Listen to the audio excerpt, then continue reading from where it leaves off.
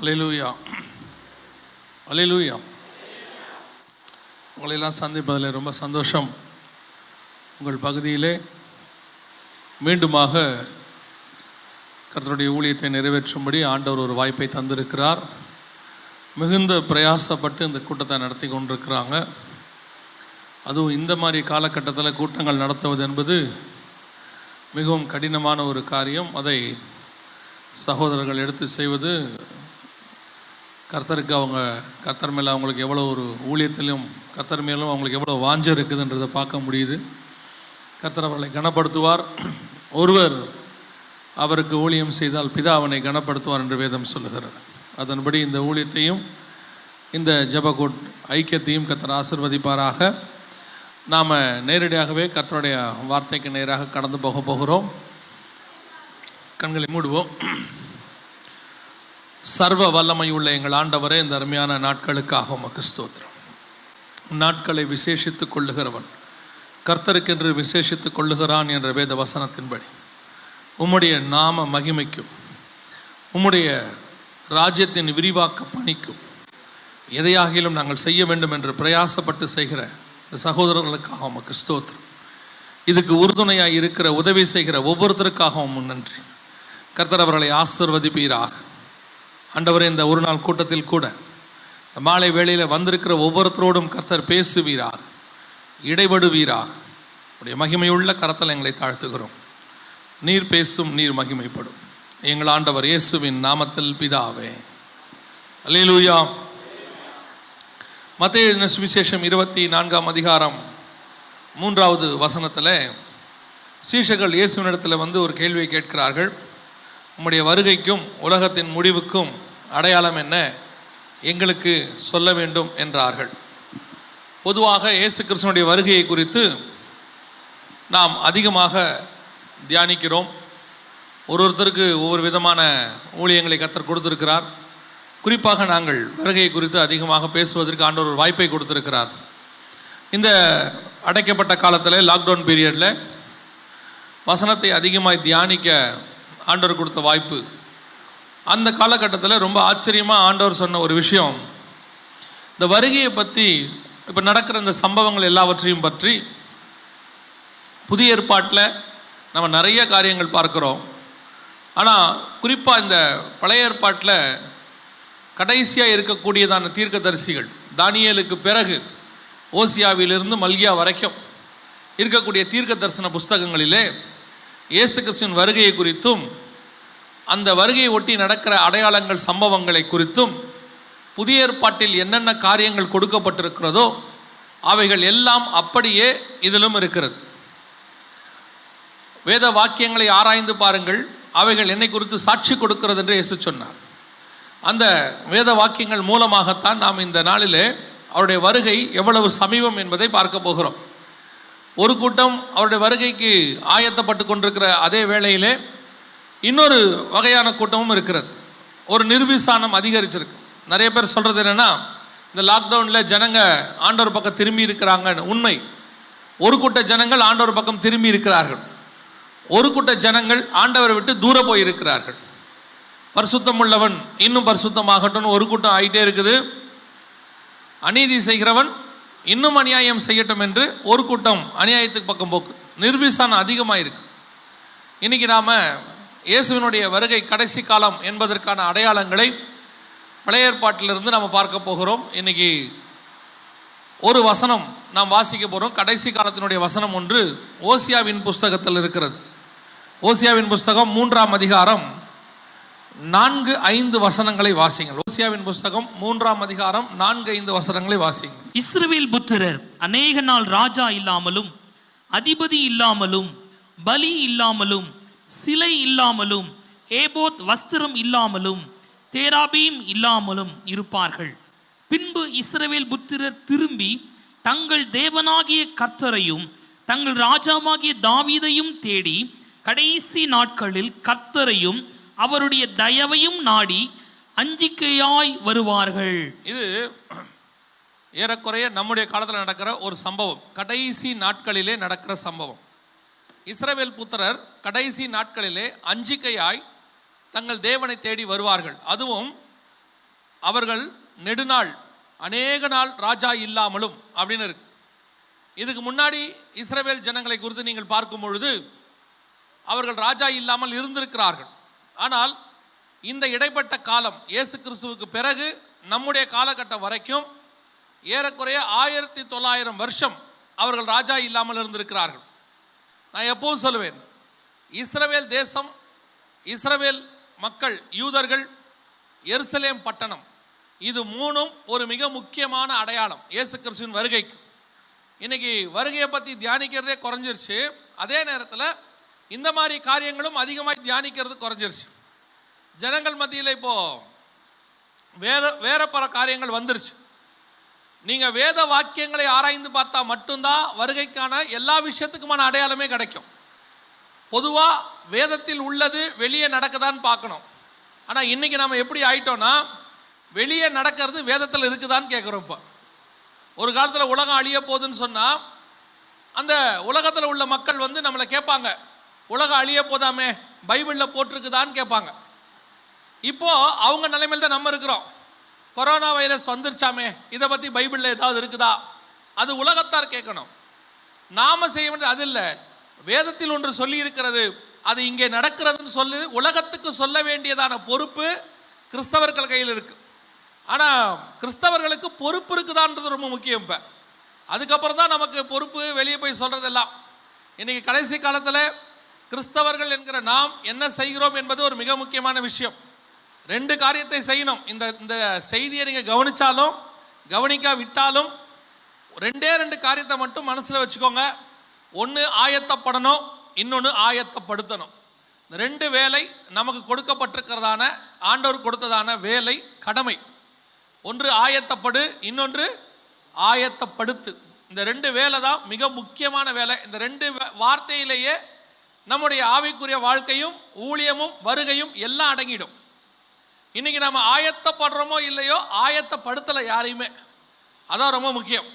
இப்போ நம்ம என்ன பார்க்க போகிறோம் அப்படின்னா, கடைசி காலத்தில் நடக்கிற விஷயம் வேதாகமத்தில் சொல்லப்பட்டபடி எப்படி நிறைவேறி இருக்கு. இந்த இஸ்ரவேல் தேசம் என்பது கடைசி காலத்தில் ஒரு அடையாளம். உங்களுக்கு வருகை வருமா, இந்த இயேசுநாதர் வருவாரா, 2000 வருஷமாக இப்படித்தானே சொல்கிறாங்க. இப்போ நிறைய பேர் சொல்கிறாங்க. ஒரு காலத்தில் ஜஸ்டின் பிரபாகரன் ஐயா சொல்லிக்கிட்டு இருந்தாங்க, அவங்களுக்கு முன்னாடி நிறைய பேர் சொன்னாங்க. இப்போ இவர் வந்து சொல்லிக்கிட்டு இருக்கிறாரு, நாங்கள் எவ்வளோ பேரை பார்த்துட்டோம், அதெல்லாம் இயேசு வராருங்கிறதுலாம் அது ஒரு கதை அப்படிங்கிறாங்க. ஒன்றெல்லாம் தெரிஞ்சுக்கொள்ளுங்க, நாங்கள் சொல்கிறத நம்ப வேண்டாம்.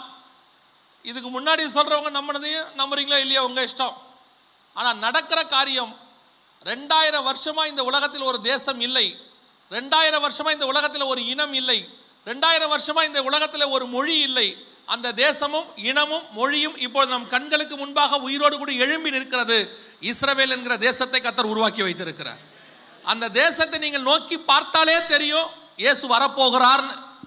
ஏன்னா இந்த வசனம் சொல்லுது, கடைசி நாட்களில் அவர்கள் அஞ்சிக்கையாய் திரும்பி வருவார்கள். அவங்க திரும்பி வராங்கனாலே அதான் கடைசி காலம்னு அர்த்தம். நமக்கு கடைசி காலத்துக்கான அடையாளம் என்ன இருக்குன்றது வேற.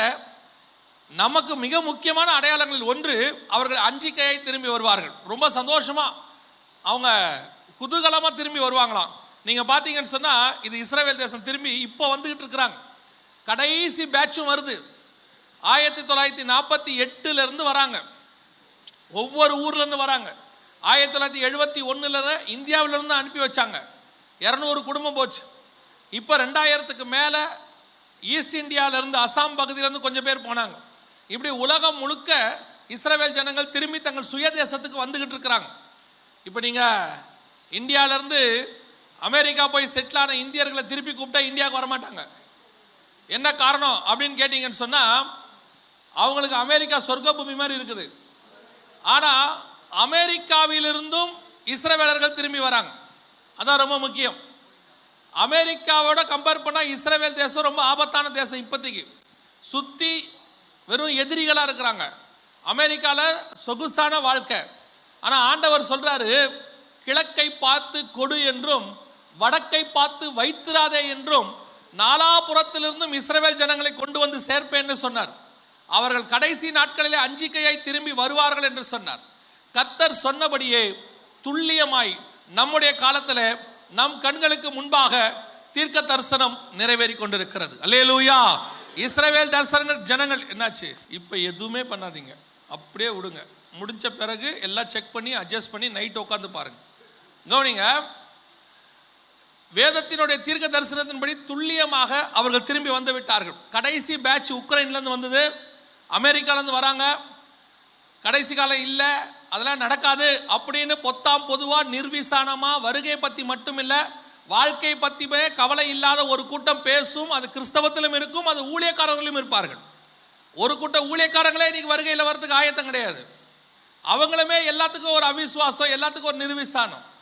ஆனால் ஒன்று மட்டும் நல்லா மனசில் வச்சுக்கொள்ளுங்க, நீங்கள் ஏற்றுக்கொண்டாலும் ஏற்றுக்கொள்ளாவிட்டாலும் இயேசு வரப்போவது நிச்சயம். அதில் எந்த மாற்று கருத்தும் இல்லை.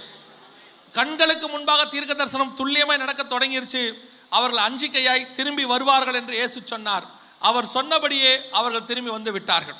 ஆனால் அந்த 4வது அதிகாரம் ஓசியா புஸ்தகத்திலிருந்து 8ஆம் அதிகாரம் வரைக்கும் இஸ்ரவேலர்கள் செய்கிற அக்கிரமங்கள் அங்கே இருக்கும். அவங்க திரும்பி வந்த பிறகு என்ன அக்கிரமம் செய்கிறாங்க, அவங்க எப்படி விக்கிரக வழிபாடு பண்ணுறாங்க, அவங்களுக்குள்ள என்னென்ன காரியங்கள் இருக்குன்னு சொல்லி அந்த ஓசியாவின் புஸ்தகம் 4ஆம் அதிகாரத்திலிருந்து 8ஆம் அதிகாரம் வரைக்கும் இருக்கும்.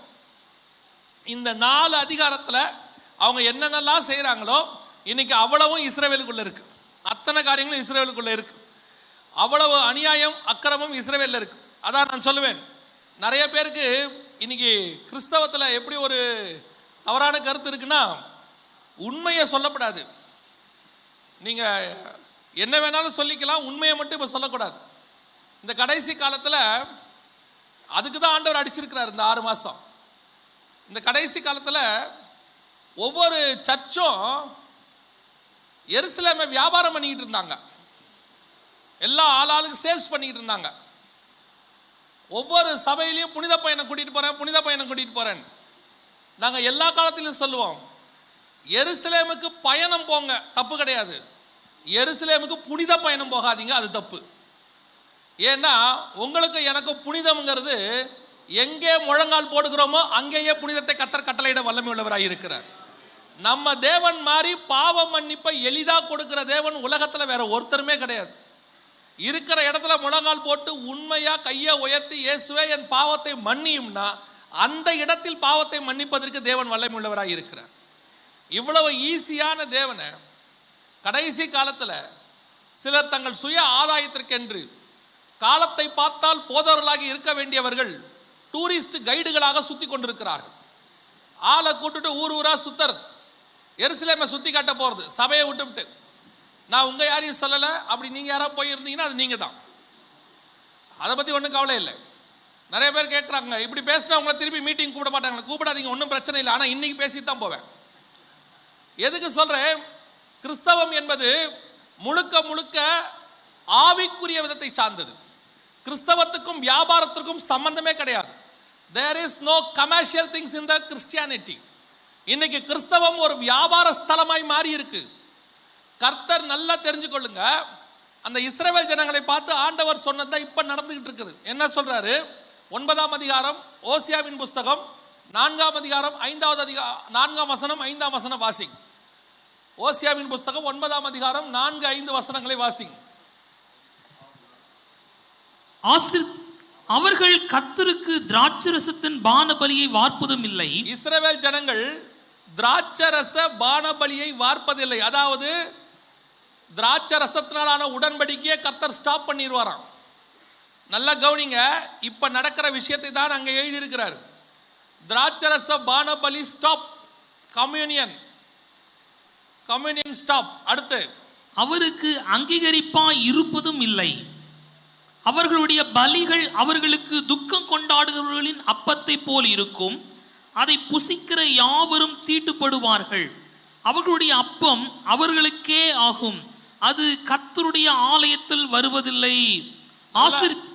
இந்த வசனத்தை மட்டும் நல்லா கவனிங்க. கடைசி காலத்தில் நடக்கிற சம்பவம், இஸ்ரவேல் ஜனங்கள் திரும்பி வந்த பிறகு பூமியில நடக்கிற மிக முக்கியமான சம்பவம் ஒன்று என்ன அப்படின்னு கேட்டீங்கன்னா, இஸ்ரவேல் ஜனங்களுடைய தேவ ஜனங்களுடைய திராட்சரச பானபலி கர்த்தர் அங்கீகரிப்பதில்லை. 6 மாச காலமா சபைகள்ல கம்யூனே கிடையாது, உலகம் முழுக்க கிடையாது. இப்படி ஒரு சம்பவம் இதுக்கு முன்னாடி நடந்திருக்குதான்னு கொஞ்சமாவது யோசித்தோமா? சபை தொடங்கின காலத்திலிருந்து கம்யூனியன் வீடுகளில் கூட பிற்கப்பட்டது. ஆனால் நிறுத்தப்பட்ட காலம்னு ஒன்று கிடையாது. போலாந்து சிறைச்சாலையில் இருக்கும்போது கூட, ருமேனியா சிறைச்சாலையில் இருக்கும்போது கூட ரிச்சர்ட் உம்பராண்ட் கம்யூனியன் எடுத்துட்டாராமா. நார்த் கொரியாலையும் சீனாவில் இருக்கிறவங்க கூட அண்டர் கிரவுண்டோட கம்யூனியன் எடுத்தாங்களாமா. ஆனால் ஊழியக்காரங்க வாயால் 2 மாதம் கம்யூனியன் கிடையாதுன்னு சொல்ல வச்ச வருஷம் எதுனா இந்த வருஷம் மட்டும்தான். ஏன் கர்த்தர் இப்படி சொல்ல வச்சார்? கொஞ்சம் என்னைக்காவது நம்ம யோசிச்சோமா? இதை கேட்டோம்னா இவங்களுக்கு தப்பு. எல்லாத்தையும் ஆவிக்குரிய விதத்தில் ஆராயணும். ஆனால் இந்த மாதிரி விஷயத்தை மட்டும் ஆவிக்குரிய விதத்தில் என்ன செய்யக்கூடாதாமா? ஆராயக்கூடாது. அது வைரஸ், அவ்வளோதான். ஆனால் அதுவே மற்ற விஷயத்தை நீங்கள் ஆராயும் போது நீங்கள் ஸ்பிரிச்சுவலாக பார்க்கணும். ஆபிரகாமின் ஆசீர்வாதத்தை எப்படி பார்க்கணும்? ஸ்பிரிச்சுவலாக பார்க்கணும். ஆனால் கொரோனாவை மட்டும் வைரஸாக தான் பார்க்கணும். நல்லா இருக்கு. இன்னைக்கு நம்ம என்ன பண்ணோன்னு கர்த்தர் இதை செஞ்சிருக்கிறான்னு கொஞ்சம் யோசிக்கணும். நாம் சபைகளில் என்னென்ன காரியங்கள் செய்தோம், நான் இங்கே மட்டும் சொல்லலை, நீங்கள் தூத்துக்குடியை மட்டும் நினச்சிக்காதீங்க. All over the world. வெள்ளக்காரன் சபையில எல்லாம் ஓரின சேர்க்கைக்கு கல்யாணம், ஆணுக்கு கல்யாணம், பெண்ணுக்கு கல்யாணம். ஜெர்மனியில் சர்ச்சில் வச்சு நாய்க்கு கல்யாணம். ஒவ்வொரு ஊரில் சபையில் என்னென்ன செய்யக்கூடாதோ அதை செஞ்சான். அவன் ரேஞ்சுக்கு அவங்க செஞ்சாங்க. ஒரு ஊழியக்காரர் என்ன கேட்டார், எல்லா சர்ச்சிலையுமா அப்படி நடந்துச்சு? எருசலேம் ஒரு தேவாலயத்தில் தான் அருவருப்பு நடந்துச்சு. மொத்த இஸ்ரவேலையும் நேபுகாத்நேச்சர் கையில் கர்த்தர் பிடிச்சு கொடுத்தார். ஒரு ஆலயத்தில் நடந்துச்சு, மொத்த தேசத்தையும் தான் பிடிச்சு கொடுத்தார். காரணம் என்ன? எங்க தவறு இருக்கிறோன்னு ஆராய்ந்து பார்க்கணும். இது டெம்பரவரி தான். பர்மனண்டா பிடிச்சு கொடுக்கறதுக்குள்ள முழிச்சுக்கணும். இன்னைக்கு கடைசி காலத்தில் சபைகளுக்குள்ளே கர்த்தர் அருவருக்கிற எத்தனை காரியங்கள் நாம் செய்து கொண்டிருக்கிறோம். ஒரே ரத்தத்தால் கழுவப்பட்டோம், ஒரே பாத்திரத்தில் பானம் பண்ணுகிறோம், ஒரே தேவனை ஆராதிக்கிறோம், ஒரே பரலோகத்துக்கு போகிறோம். ஆனால் சபைகளுக்குள்ள மட்டும் ஜாதி பாகுபாடு பிச்சு உதறோம். நான் இவங்க கூட உட்கார மாட்டேன், நான் அவங்க கூட உட்கார மாட்டேன். சபைகளுக்குள்ள வட்டிக்கு பணம் கொடுக்கறது, சபைகளுக்குள்ள வியாபாரம், சபைகளுக்குள்ள ஏற்றத்தாழ்வு, சபைகளுக்குள்ள எரிசலேம் வியாபாரம், என்னென்னலாம் பண்ணியிருக்கிறோம்.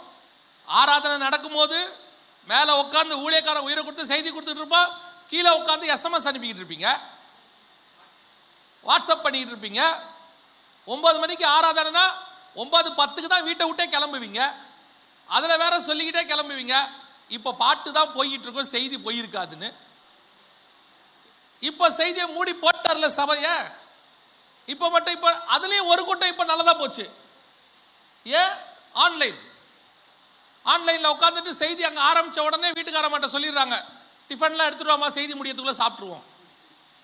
வீட்டில் நடக்குது, நாங்கள் பார்க்கல, ஆனால் மேலே ஒருத்தர் பார்த்துக்கிட்டே இருக்கிறாரு. நல்லா தெரிஞ்சுக்கொள்ளுங்க, எவ்வளோ அறிவியல் வளர்ந்தாலும் இன்னும் உலகம் கர்த்தர் கையில் இருக்குதுங்கிறதுக்கு இதெல்லாம் அடையாளம். நிறைய பேருக்கு சயின்ஸ் வளர்ந்துருச்சு, டெக்னாலஜி வளர்ந்துருச்சு. நம்ம விமானத்தில் ஏறி நல்ல மேலே வரைக்கும் போயிட்டோம், நிலா வரைக்கும் போயிட்டோம். இனி கடவுள் இல்லைன்னு நினச்சிக்கிறோம். ஒரு உலகத்தான் சொல்கிறான் அன்னைக்கு டிவியில் பட்டிமன்றத்தில் பேசும்போது, கடவுள் இருக்கிறார் என்பதை அறிவியல்காரர்கள் உணர்ந்து கொள்ளும் காலம் இதுங்கிறான். அவன் உணர்ந்து கொள்றானா இல்லையோ, நமக்கு வரணும், தேவன் இருக்கிறார் என்கிற பயம் வரணும். இன்னைக்கு இயேசு கிறிஸ்து நம்ம வீட்டில் யாருக்கு சில வீட்டிலலாம் வச்சிருப்பாங்க ஒரு போர்டு, சைலண்ட் லிசனர் அப்படின்னு. இயேசு கிறிஸ்து வீட்டில் ஊமையாக தான் இருக்கிறார், அமைதியாக உட்கார்ந்து இருக்கிறார் போல. நாம பண்ண எல்லாத்துக்கும் தான் கர்த்தர் இப்ப செஞ்சு போட்டிருக்கிறார் 6 மாசம். வசனம் சொல்லுது பாருங்க, அவர்களுக்கு ஏபோத்து இல்லாமலும் எதுவுமே கிடையாதான். உங்கள் பண்டிகை, அந்த வசனத்தை நீங்க வாசிச்சு பாருங்க, உங்கள் அப்பம் உங்களுக்கே ஆகும். அப்படின்னா என்ன அர்த்தம்? உங்க காணிக்கையை நீங்களே வச்சுக்கங்கன்றாரு. இன்னைக்கு நிறைய பேர் உலகத்தாருக்கு ஒரு மெத்தட் இருக்குது. என்ன மெத்தட் தெரியுமா? ஏழைகளுக்கு செஞ்சுட்டா பரலோகத்துக்கு போயிடலாம்னு ஒரு மெத்தட் வச்சிருக்கான். தான தர்மம் செஞ்சுட்டா பரலோகத்துக்கு போயிடலாம், அது தர்மம் தலை காக்கும்பாங்க. அந்த மாதிரி கிறிஸ்தவங்களுக்கெல்லாம் ஒரு கணக்கு இருக்குது. தசகமாக காணிக்கை கொடுத்துட்டா பரலோகத்துக்கு போயிடலான்னு. அப்படின்னு யார் சொன்னது? கிறிஸ்தவங்களுக்கெல்லாம் ஒரு கான்செப்ட், தசகமாக காணிக்கை கொடுத்துட்டா பரலோகத்துக்கு போயிடலாம். இன்னும் கொஞ்சம் ஒரு படி மேலே போய் நார்த் இந்தியாவில் இருக்கிற மிஷினரிக்கு பணம் அனுப்பிச்சிட்டா நமக்கு பரலோகத்தில் ரிசர்வ் இடம் சீட் போட்டு வச்சுருப்பாங்க அப்படின்னு யாரோ சொல்லி கொடுத்துருக்குறாங்க. இன்னும் கொஞ்சம் பேர் சொல்லி கொடுத்துருக்குறாங்க, எங்கள் ஊழியத்துக்கு பணம் கொடுத்தா உங்களை நாங்கள் பரலோகத்துக்கு கையை பிடிச்சி கூட்டு போய் உள்ளே விட்டுறோங்கிறான். இன்னொருத்தன் சொல்கிறான், எங்களுக்கு அக்கௌண்ட்டில் பணம் அனுப்புங்க, ஜீவ புஸ்தகத்தில் உங்கள் பேரை எழுதுறதுக்கு நான் கேரண்டிங்கிறான். அவன் பேரே இருக்காது. இன்னைக்கு நீங்கள் பணத்தால் பரலோகத்தை வாங்கலாங்கிற முடிவுக்கு மறைமுகமாக வந்துட்டோம் நம்ம எல்லாருமே. தசமாங்காணிக்க கொடுத்து மிஷினரிகளுக்கு அனுப்பிட்டா நம்ம பரலோகத்துக்கு போகலாம். அதெல்லாம் என்ன நல்லா தெரிஞ்சுக்கொள்ளுங்க. அதுக்கெல்லாம் பலன் இல்லையா? இருக்கு. அவன் கிரியைக்கு தக்கதான பலன் அவரோட வருது. ஆனால் ஒன்று என்ன தெரியுமா, முதல்ல நம்ம பரலோகத்துக்கு போகணுமே, போனாதான் இதுக்கான பலன் அங்கே கிடைக்கும். பரலோகம் போகிறதுக்கு என்ன செய்யணும், அதில் நம்ம ஆயத்தம் பார்க்கல. அதாவது இந்த +2 படிக்கும் போது பையனுக்கு சொல்லுவாங்க, நல்லா மேக்ஸ் போடு, நல்லா சயின்ஸ் படி, அப்போதான் டாக்டர் இன்ஜினியர் ஆக முடியும். அதெல்லாம் சரிதான். தமிழ் இங்கிலீஷும் பாஸ் பண்ணா தான் போக முடியும் அந்த பக்கம். வெறும் மேக்ஸ் பிசிக்ஸ் எல்லாம் பாஸ் ஆகிட்டு தமிழ் இங்கிலீஷில் 10 மார்க் வாங்கினா போதுமா? தான தர்மம் பண்ணணும், ஏழைகளுக்கு உதவி செய்யணும், தசமாங்காணிக்க கொடுக்கணும், மிஷினரியை தாங்கணும், எல்லாம் நல்லது. முதல்ல உன் உள்ளான மனுஷன் கர்த்தரோடு கூட இருக்கணும். அதுதான் முக்கியம். உன் உள்ளான மனுஷன் கர்த்தரோடு இல்லாமல் இதெல்லாம் செஞ்சு ஒரு பிரயோஜனம் இல்லை. ஏன்னா உள்ளான மனுஷன் மாறாமல் உலகத்தான இதை செஞ்சுக்கிட்டு இருக்கிறான். உங்களை விட தான தர்மம் பண்ணுறவங்க எத்தனையோ பேர் இருக்கிறான். டெய்லி 100 பேருக்கு 1000 பேருக்கு சாப்பாடு போடுறவங்க எத்தனையோ பேர் இருக்கிறாங்க. ஏழைகளுக்கு உதவி செய்கிறவங்க எத்தனையோ பேர் இருக்கிறாங்க. ஒரு சினிமா நடிகை ஒரு வருஷத்துக்கு 1000 பிள்ளைய படிக்க வைக்கிறானாமா. ஆனால் உள்ளான மனுஷன் கிறிஸ்துவுக்குள்ள மாறி இருக்கிறானா? அதுதான் மெயின் இம்பார்ட்டன்ட், பேசிக். உள்ள மாறல, ஜாதி பெருமை மாறல, பணத்தாசை மாறல, பொருளாசை மாறல, கோபம் மாறல, மூர்க்கம் மாறல, கண்களின் நிச்சயம் மாறல, ஜீவனத்தின் பெருமை மாறல, மாம்சத்தின் நிச்சயம் மாறல, எதுவுமே மாறல. ஆனால் பரலோகத்துக்கு போயிடணும். இதே மனதோட கொண்டு போய் பரலோகத்தில் உட்கார வச்சா என்ன ஆகும்? தூதர்களுக்கு எடுத்துருவோம் பாருங்க. நம்ம தூதரை போய் சொல்லிடுவோம், நீ நம்ம ஜாதிக்காரண்டே, நீ ஏன் அவன் பக்கத்தில் உட்காந்துருக்க?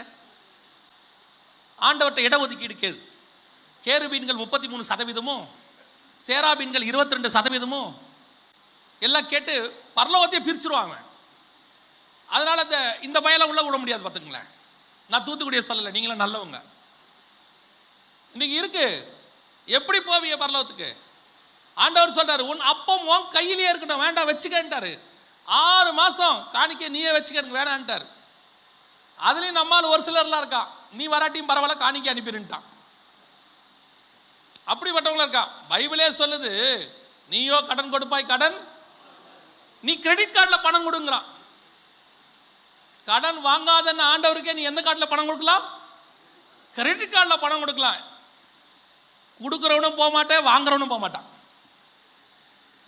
உங்கள்கிட்ட எவ்வளோ இருக்குதோ, உன்னால் என்ன முடியுமோ அதை முழு இருதயத்தோட முழு ஆத்மாவோட உற்சாகத்தோடு கொடுக்க சொல்கிறாரு. நீ கடன் வாங்கி கொடுன்னு சொல்லவே இல்லை ஆண்டவர். இந்த கிரெடிட் கார்டில் நான் இதுக்கு மேலே சொன்னால் உங்களுக்கு ரொம்ப கஷ்டமாயிடும். ஆனால் ஒன்று, நாம் மனம் திரும்பாமல் ஆலயத்தின் கதவு திறக்காது. நாம் சரியானதான். நிறைய பேர் என்கிட்ட ஒரு ஊழியக்காரர் வந்து வாக்குவாதம் பண்ணார். நான் வாக்குவாதம் பண்ணுறதில்ல. அதை எப்படி நீங்கள் சொல்வீங்க? கர்த்தர் சபையை அடைத்தார். நான் கேட்டேன், சரி யார் அடைத்தா? கர்த்தர் அடைக்கல, விட்டுருங்க. அடைச்சது யார்? வைரஸ். அப்போ கர்த்தருடைய சபையை அடைக்கிற அளவுக்கு வைரஸுக்கு பவர் இருக்கு. ஆமா தானே? அவங்க சொல்றது சரின்னா அதானே. ஆனா வசனத்தின்படி பாதாளத்தின் வாசல்கள் அதை மேற்கொள்ளாது. அவர் திறந்த வாசலை வைரஸ் மூடுதுன்னா அவர் சபை வைரஸை விட வீக்குன்னு அர்த்தம். அவர் சபை திறந்ததை, அவர் மேல் கட்டின ஆலயத்தை ஒரு வைரஸால மூட முடியுதுன்னா வைரஸ் அவரை விட மேலானது. ஆனா வசனம் சொல்லுது, அவருடைய காயங்களால் நாம் குணமாகிறோம் இருக்கு. வைரஸை விட கர்த்தர் மேலானவர். கர்த்தருடைய சரீரம் அதை விட மேலானது. அதை எப்படி வைரஸ் மூடும்? கர்த்தர் அனுமதி கொடுத்தா வைரஸ் இல்ல, அதை விட குட்டியானது கூட மூடிடும் கதவை. அதான் கர்த்தர் செய்வார். கர்த்தர் எதற்காக அந்த அனுமதி கொடுத்திருக்கிறாரு? நாம மனம் திரும்புவதற்காக. எங்கேயோ ஒரு மிஸ்டேக் இருக்கு, அதை சரி பண்ணி கொள்ளணும். இது கர்த்தர் நம்ம மேல் வைத்த கிருபை. இஸ்ரவேல் ஜனங்களை ஒரு கல்லின் மேல் ஒரு கல் இல்லாதபடிக்கு இடிச்சு போட்டாரு. நமக்கு வெறும் மூடி தான் போட்டிருக்கிறாரு. அவர் நினைச்சா திருப்பியும் திறக்க வல்லமையுள்ளவராக இருக்கிறார். தேவனால் கூடாத காரியம் ஒன்றும் இல்லை. நாங்கள் இது இப்போ இந்த ஆங்கிள் சொன்னதை யாருக்கும் புரிஞ்சிக்கவே இல்லை. புரிஞ்சிக்காம ஜெகன் சபை திறக்காது என்று ஜெகன் சொல்லுகிறார். எனக்கு என்ன? நான் சபையா நடத்துறேன், நான் எவாஞ்சலிஸ்ட். கூப்பிட்டா பிரசங்கம் பண்ண போறேன், இல்லைன்னா நான் வீட்டில இருந்து பேசிக்கிட்டு இருக்க போறேன். எனக்கு தேவை ஒரு வனாந்தரம், எங்கேருந்து வேணா கத்துவேன் நான். நிறைய பேர் ஏன் பக்கம் திரும்புறா? கர்த்தர் அனுமதி கொடுக்காமல் ஒரு காரியம் சபைக்குள் நடக்காது. சபை கட்டுகிறதா இருந்தா ஒரு செங்கல் கூட கர்த்தர் வாங்கி கொடுத்தாதான் நம்மளால வாங்க முடியும், இல்லைன்னா வாங்க முடியாது. அப்படி இருக்கிற அந்த சபையை எப்படி வைரஸ் அடைக்கும்? எங்கேயோ மிஸ்டேக் இருக்கு, எல்லா சபையிலும் இருக்கு நான் சொல்லல. எருசலேம் முழுக்க மிஸ்டேக் இருந்தது. கர்த்தர் எல்லாரையும் பிடிச்சி நேபுகாத்நேச்சார் கையில கொடுத்தாரு. அவர் கொடுத்ததுல தானியேலும் இருந்தான், அவர் கொடுத்ததுல ஷாத்ராக் மேஷாக் ஆபேத்நேகோ இருந்தாங்க, அவர் கொடுத்ததுல மொர்தெகாயும் இருந்தான். மொத்தமா கொடுக்கும் போது எல்லா சர்ச்சும் மூடிட்டாரு. அதுல நல்லவங்க சர்ச்சும் இருக்கு. திருப்பி திறக்க போறது அந்த நல்லவங்களால தான் திறக்க போகுது. அவன் விட்ட கண்ணீருக்கு தான் பதில் கொடுக்க போறாரு. எத்தனையோ பேர் எங்கேயோ கண்மலை வெடிப்பில் இருக்கிற புறாவாக ஒரு கூட்டம் ஒவ்வொரு நாளும் ஜெபம் பண்ணிக்கிட்டே இருக்குது. ஆண்டவரே எப்போ திறப்பீர், எப்போ ஆராதிப்போம், எப்போ விடுதலை ஆராதிப்போம். ஆண்டவர் சொன்னபடி இஸ்ரவேல் ஜனங்கள் அநியாயம் அக்கிரம் செய்கிறவர்களாய் மாறி போனார்கள், அதற்கு நாம் துணையாய் மாறி போனோம். அதான் உண்மை. நான் சொல்றேன், இந்த கடைசி காலத்துல இப்பவாது மனம் திரும்புங்க. எருசலேமுக்கு போனாதான் புனிதம், எருசலேமுக்கு போனாதான் பரலோகம்னு எவனாவது சொன்னானா நம்பாதீங்க. எருசலேம்ங்கிறதே இப்பதான் 1967 தான் வந்திருக்கு. அதுக்கு முன்னாடி 2000 வருஷமா எருசலேம்ங்கிற பட்டணமே கிடையாது, மூடி போட்டிருந்தார் ஆண்டவர். யாரும் புனித பயணமே போகல. சரி, ஒருவேளை உங்களுக்கு பார்க்கணும்னு ஆசை இருக்கு, கையில காசும் இருக்கு, வேலை வெட்டியும் இல்லை, சும்மா தான் சுத்திட்டு இருக்கிறேன்னா போயிட்டு வாங்க, ஒரு தப்பும் இல்லை. ஆனா அங்க போனா புனிதம், கால் வச்ச உடனே ஷாக் அடிக்குது, அங்க போய் தண்ணி அள்ளிக்கிட்டு வந்தா இங்க இருக்கிற 4 பேருக்கு சுகமாகும், ஒன்றும் ஆகாது. அங்க இருக்கிற தோமாவே நம்ம ஊர்ல வந்து செத்து போயிட்டாரு, இங்க இருக்கிற தாமஸ் அங்க போய் தான் சாவேங்கிறான். இதுதான் கடைசி காலத்தினுடைய பிரச்சனை. கிறிஸ்தவம் சடங்காச்சாரமாய் மாறிக்கொண்டிருக்கு.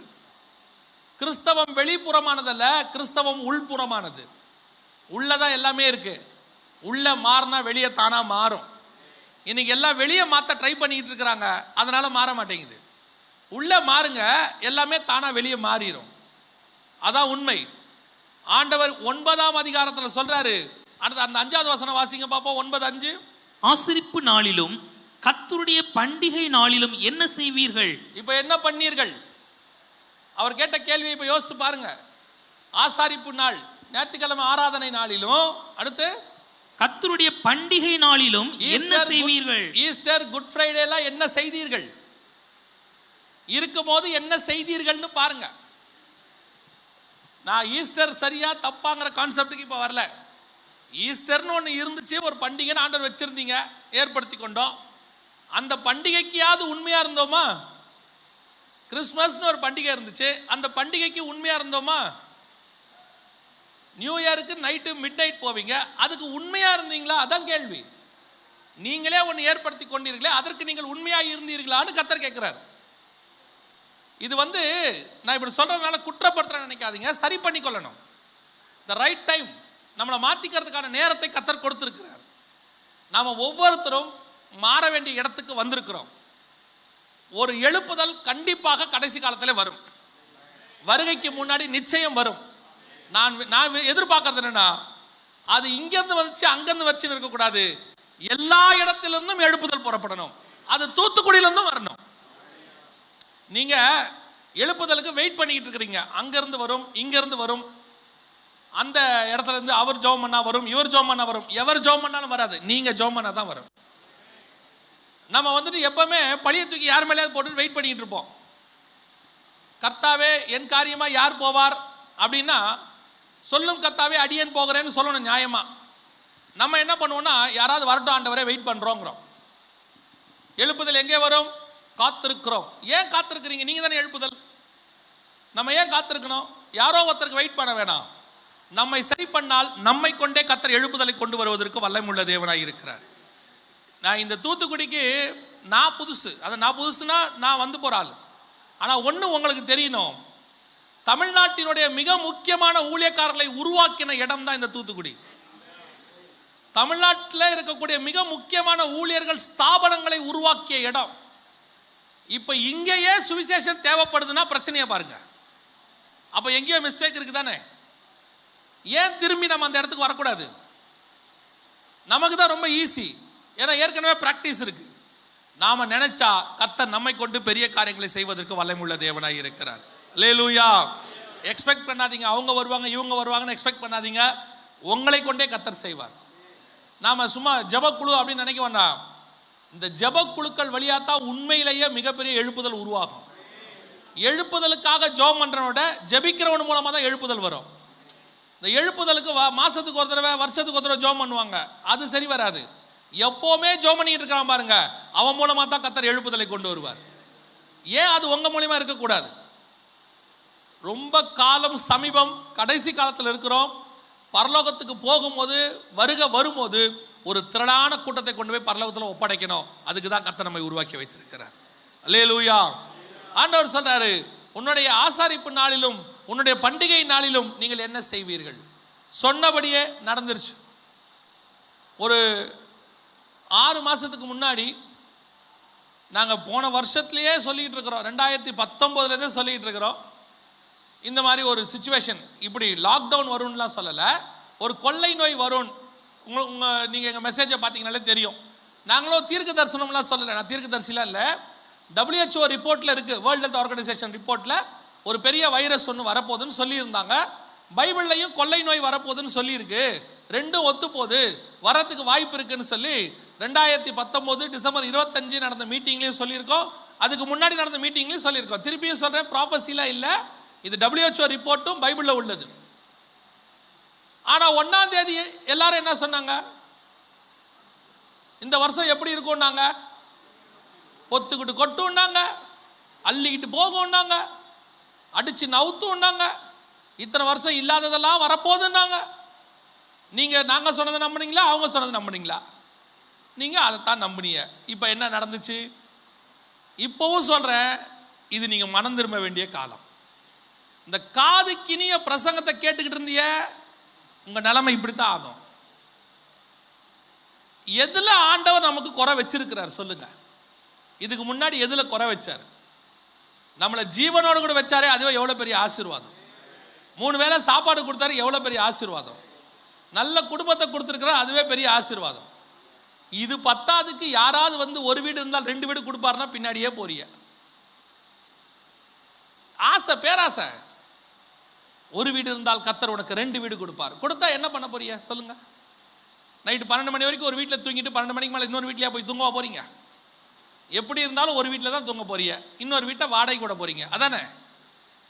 எவ்வளோ ஆசை பாருங்க. உனக்கு இருக்கிற ஒரு கார் உனக்கு பத்தாது, கர்த்தர் உனக்கு 3 கார் கொடுப்பார். கொடுத்தா பெட்ரோல் யார் போடுறது? 3 காருக்கு, 1க்கு போடுறதுக்கே வழி இல்லை நமக்கு.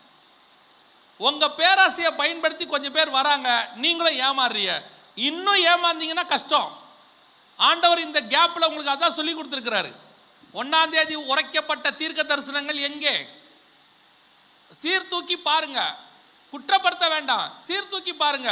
தீர்க்க தரிசனங்களை ஆராய்ந்து பார்த்து நலமானதை பிடித்துக் கொள்ளுங்களும் தசமேகருக்கு எழுதியிருக்கிறார். இன்னும் நீங்கள் ஆராய்ந்து பார்த்து நலமானதை பிடிக்கலன்னா அடுத்த ஜனவரி 1 வருவாங்க. பிரியமானவர்களே, உங்களுக்கு பழக்கப்பட்டு போச்சு. உங்களுக்கு வேண்டிய மொத்த தீர்க்க தரிசனமும் உங்கள் கையில் இருக்கிற வேதாகமத்தில் இருக்கிறது. உங்களுக்கு தேவையான மொத்த ஆசீர்வாதமும் உங்கள் கையில் இருக்கிற வேதாகமத்தில் இருக்கிறது. அதை சுதந்திரிக்கிற வழி உங்கள் கையில் இருக்கிறது. நீங்கள் உண்மை உள்ளவர்களாக இருந்தால் பரிபூர்ண ஆசீர்வாதங்களை கர்த்தர் கொடுப்பதற்கு வல்லமையுள்ள தேவனாய் இருக்கிறார். உங்களுக்கு என்னன்னா, நீங்க உண்மையாகவும் இருக்கக்கூடாது, ஆனா ஆசீர்வாதமும் வேணும். இந்த ஷார்ட்கட்டா சொல்லி கொடுக்க யாராவது வருவாங்களான்னு எக்ஸ்பெக்ட் பண்றீங்க. எப்படி ஷார்ட்கட்டு? 2500 ரூபாய் கொடுத்தால் உங்களுக்கு 25 லட்சம் ரூபாய் வீடு கிடைக்கணும் ஒரு சாட்சி வருது. நீங்களும் அதை கேட்ட உடனே 2500 ரூபாயில் வீடு, 2500 ரூபா அந்த ஊழியத்துக்கு கொடுத்துட்டோம்னா 25 லட்சம் ரூபாய் வீடு கிடைக்கும்னு ஆசைப்படுறீங்க. எவ்வளோ பேராசை பாருங்க, எவ்வளோ பேராசை. கடைசி காலத்தில் எல்லாவற்றையும் விட்டு சிலுவையை எடுத்துக்கொண்டு என்னை பின்பற்றி வான்னு சொன்ன வசனம் எங்க? நீ வா, இயேசு உனக்கு எல்லாம் தருவாருங்கிற தீர்க்க தரிசனம் எங்க? நான் சொல்றது புரியுதா உங்களுக்கு? இயேசு சொன்னது எல்லாவற்றையும் விட்டு என்னை பின்பற்றி வா, நான் உனக்கு நித்திய ஜீவனை தருவேன். இதுதான் சுவிசேஷம். ஆனா நீங்க என்ன விரும்புறீங்கன்னா, என்கிட்ட வா, நான் உனக்கு எல்லாம் தருவேன். அப்படி பேசுறவங்களை தான் உங்களுக்கும் பிடிக்குது. தயவு செய்து கொஞ்சம் உட்கார்ந்து வேத வசனத்தை படிங்க. இந்த மாதிரி மாயையான வார்த்தைகளுக்கு ஏமாந்து போகாதீங்க. எதுக்கு சொல்றேன்னா, இதை விட மோசமான காலம் ஒன்று பின்னால் வருகிறது. மந்தையை தப்ப விடாத ஓநாய்கள் வரும், கன்ஃபார்மா வரும். கள்ள உபதேசத்தினுடைய உச்ச காலம் இனிமே தான் இருக்கு. கடைசி காலத்தில் கள்ள போதகர்களும் கள்ள தீர்க்கதரிசிகளும் எழும்புவார்கள் என்று பேதுருவின் புஸ்தகத்தில் இருக்கு. 2 பேதுருவின் புஸ்தகம் 3ஆம் அதிகாரத்தில் அந்த கள்ள தீர்க்கதரிசிகளும் கள்ள போதகர்களும் இப்ப எழும்பி இருக்கிறார்கள். ஆசை வார்த்தை காட்டுவார்கள். நான் உங்களுக்கு எச்சரிப்பாய்த்தான் சொல்லுகிறேன். இந்த கூட்டம் எச்சரிப்பின் கூட்டம் தான். தயவு செய்து அப்படிப்பட்ட காரியங்களுக்கு செவி சாய்க்காதிருங்கள். உங்களுடைய ஆசீர்வாதம் உங்கள் வீட்டுக்குள்ளேயே தான் இருக்கு. உங்கள் ஆசீர்வாதம் உங்கள் கையில் இருக்கிற வேதாகமத்தில் இருக்கு. உங்க ஆசீர்வாதம் பரலோகத்தில் இருக்கிற தேவன் கிட்ட இருக்கு. அதை நீங்க ஃபாலோ பண்ணீங்கனாலே போதும். கேர்ஃபுல்லா இருந்து கொள்ளுங்க. அதான் உங்களுக்கு சொல்லுவேன். அடுத்து என்ன நடக்க போகுது அப்படின்னு பைபிள்ல இருக்கு. அதை மாத்திரம் நான் சொல்லிட்டு உங்களுக்கு நான் ஜெபம் பண்ண விரும்புகிறேன். வாசிங்க 10ஆம் அதிகாரம், ஓசியாவின் புஸ்தகம் 10ஆம் அதிகாரம் 8வது வசனத்தை வாசி.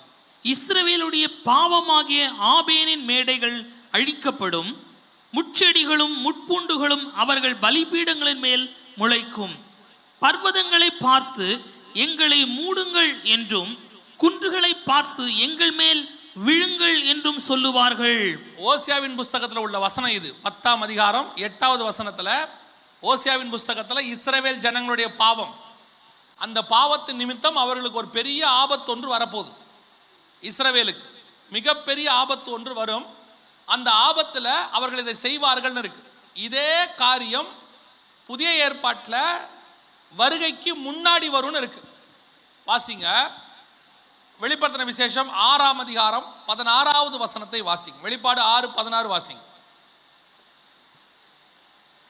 பர்வதங்களையும் கன்மலைகளையும் நோக்கி நீங்கள் எங்கள் மேல் விழுந்து சிங்காசனத்தின் மேல் வீற்றிருக்கிறவருடைய முகத்திற்கும் ஆட்டுக்குட்டியானவருடைய முகத்திற்கும் ஆட்டுக்குட்டியானுடைய கோபத்திற்கும் எங்களை மறைத்துக் கொள்ளுங்கள். அவருடைய இந்த 10ஆம் அதிகாரம் ஓசியாவின் புஸ்தகம் 8வது வசனத்துல இஸ்ரவேல் ஜனங்கள் என்ன சொல்றாங்களோ அதே வார்த்தை 6ஆம் அதிகாரம் 16வது வசனம் வெளிப்படுத்தின விசேஷத்துல அப்படியே இருக்கு. இங்கே பர்வதங்களை பார்த்து எங்களை மூடுங்கள் என்றும், குன்றுகளை பார்த்து எங்கள் மேல் விழுங்கள் என்றும் சொல்வார்கள் இருக்கு.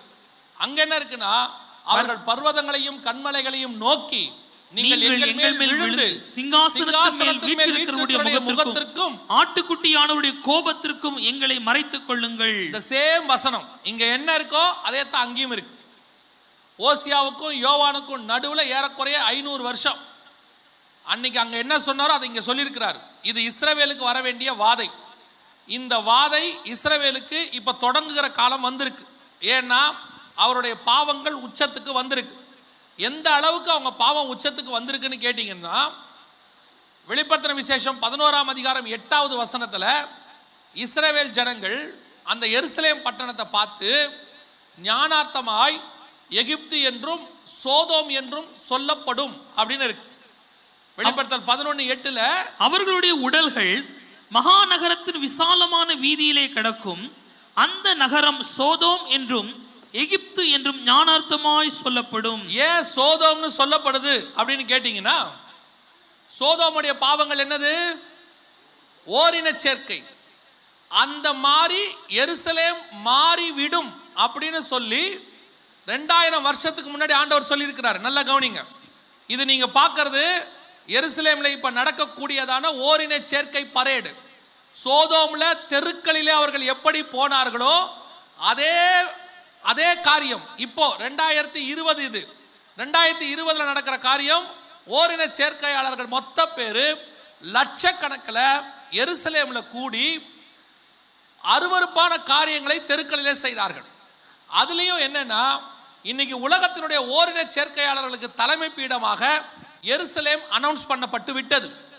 அது மட்டும் இல்லாமல் இதற்கு அரசாங்க அனுமதியும், அதை துவக்கி வைக்கிறது மேயர், முடிகிறது ஒரு பெரிய கிரவுண்ட்ல போலீஸ் பாதுகாப்போடு கூட நடக்கும். அப்பேற்பட்ட அருவருப்பான காரியம் இப்போ எருசலேம்ல நடக்குது. 11:8 வெளிப்படுத்தின விசேஷம் 2000 வருஷத்துக்கு முன்னாடி கர்த்தர் சொன்ன தீர்க்க தரிசனம் நம்முடைய காலத்துல நம் கண்களுக்கு முன்பாக துல்லியமாய் நிறைவேறுகிறது. இனி காலம் கண்டிப்பாய் செல்லாது. தேவனுடைய நாசியிலே கோபம் ஏறுகிற காலம். 2000 வருஷமா அவங்களுக்கு ஆண்டவர் தண்டனை கொடுத்து திருப்பி கூட்டிட்டு வந்து அவங்க தேசத்துல சேர்த்தாரு. சேர்த்த பிறகு அவர்கள் சோதோமின் பாவத்தை செய்வார்கள்னு கர்த்தர் சொன்னாரு. சொன்னபடி செய்ய தொடங்கிட்டாங்க. இப்ப சோதோமின் பாவம் தெருக்களிலே வர தொடங்கிருச்சு.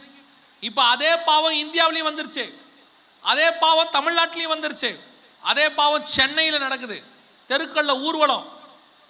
அதான் நான் எப்பவும் சொல்லுவேன். நான் சொல்லும் போது ஒருத்தர் சொன்னாரு, நீ நல்ல வார்த்தையே சொல்ல மாட்டியா அப்படின்னாரு. நல்ல வார்த்தை சொல்றதுக்கு 4 பேர் இருக்கிறாங்க, இதை சொல்றதுக்கு தான் அங்க இருக்கிறோம். உங்களுக்கு எது வேணுமோ நீங்க அதை பிடிச்சிக்கலாம். நல்ல வார்த்தையை சொல்ல வேண்டியதில்லை. நல்லது நடந்தா தானா நடந்தா சந்தோஷம் தானே, அது எதுக்கு ஒரு ஆள் சொல்லணும்? ஆனா எச்சரிப்பு மட்டும்தான் யாராவது ஒருத்தர் கொடுத்துக்கிட்டே இருக்கணும். நீங்க ஹைவேஸ்ல போகும்போது பாருங்க, ஸ்பீட் பிரேக்கர் வருது, அந்த ஏரியாவில் ஒரு கிராசிங் வருதுன்னு போர்டு இருக்கும். எங்கேயாவது ஒரு கிராசிங்கும் இல்லை, நல்லா போங்க அப்படின்னு போர்டு இருக்குதா? 150ல் போங்க, பக்கத்தில் எந்த விதமான இதுவும் இல்லை, உங்க இஷ்டப்படி போங்கன்னு போர்டு இருக்குதா? இருக்காது.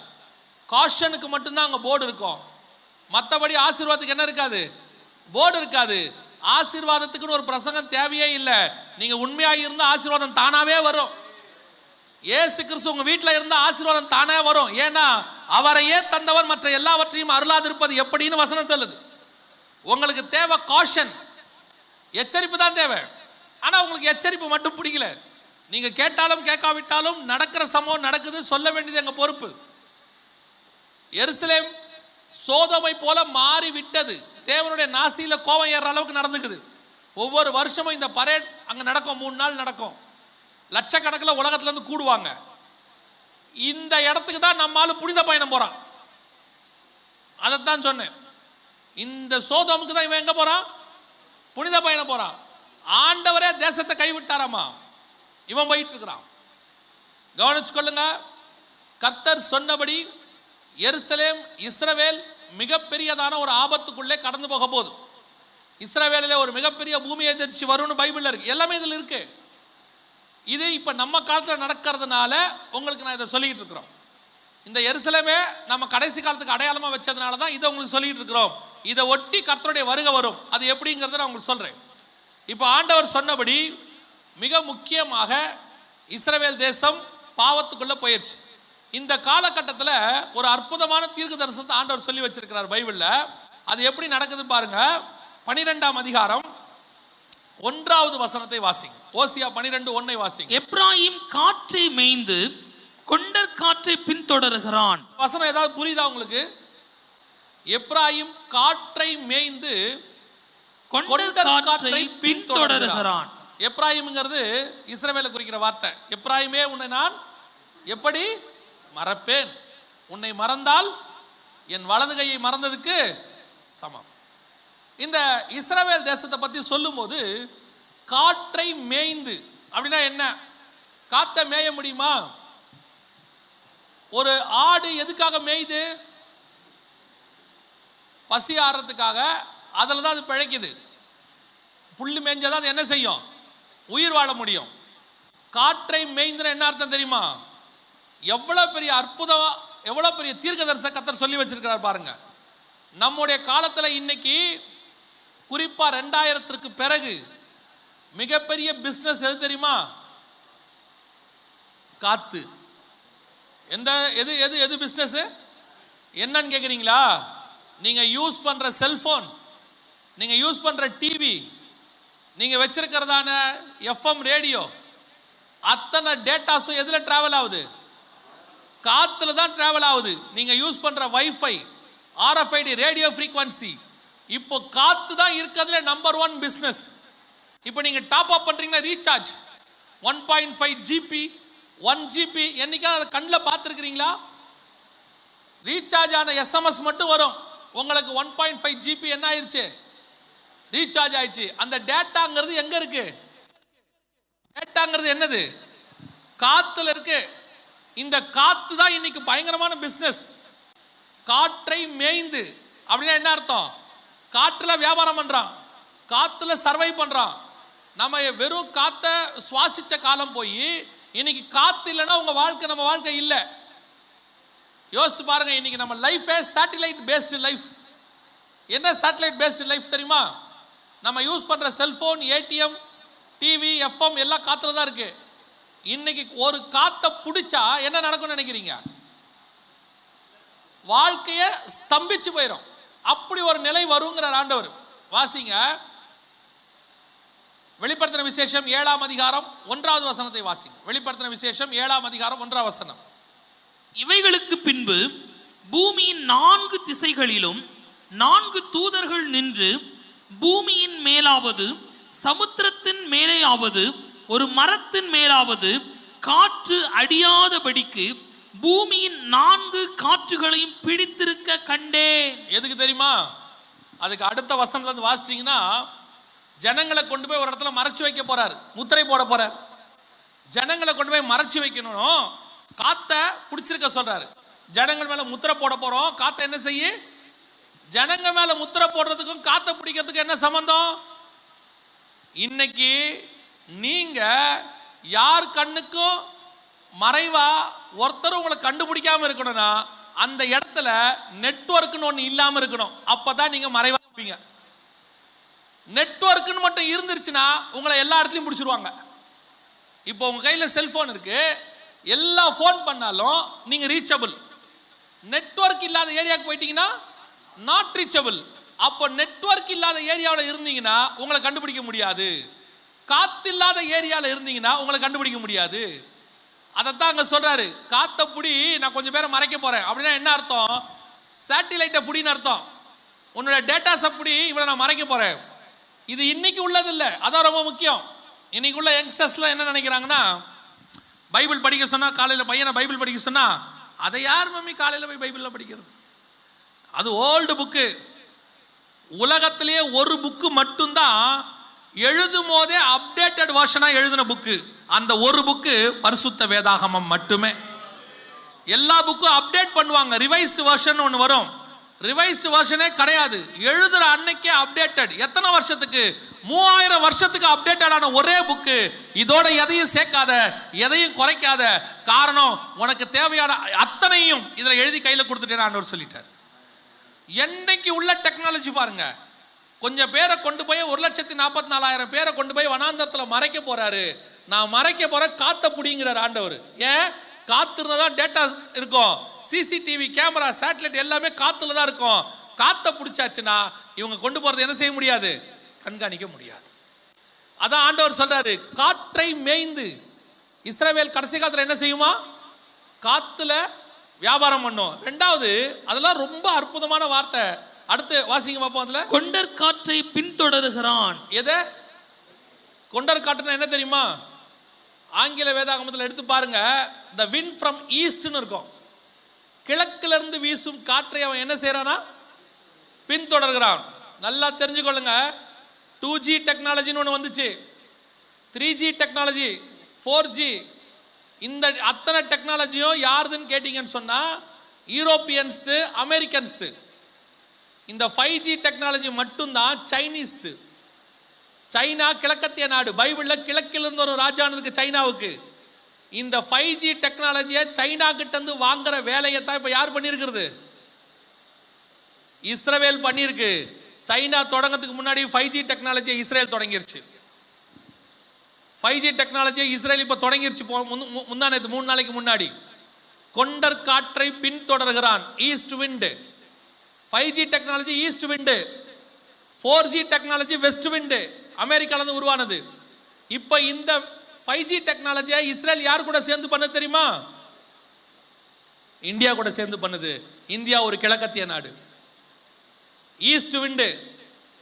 எவ்வளவு துல்லியமான தீர்க்க தரிசனம் பாருங்க. எந்த காலத்துல இருக்கு பைபிள்ல? 2500 வருஷத்துக்கு முன்னாடி. ஆனா பைபிளை படிச்சா நம்ம சொல்றோம், என்னங்க வெறும் நோவா கதை அதுதான் இருக்குது. நோவா கதை இல்லை, நம்ம கதையே இது உள்ளதான் இருக்கு. இப்ப நம்ம காலத்துல நம்ம மொத்த சம்பவமும் இதுக்குள்ளதான் இருக்கு. உட்காந்து கொஞ்சம் ஆராய்ந்து படிக்கணும்.